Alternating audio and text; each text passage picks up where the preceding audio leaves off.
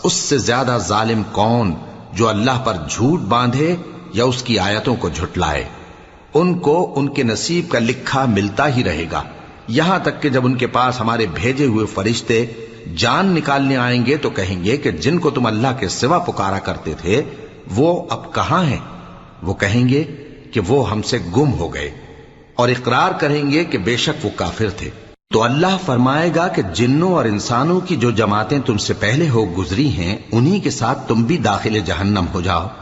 جب ایک جماعت وہاں جا داخل ہوگی تو اپنے جیسی دوسری جماعت پر لعنت کرے گی، یہاں تک کہ جب سب اس میں داخل ہو جائیں گے تو پچھلی جماعت پہلی کی نسبت کہے گی کہ اے پروردگار، انہی لوگوں نے ہم کو گمراہ کیا تھا، تو ان کو آتش جہنم کا دگنا عذاب دے۔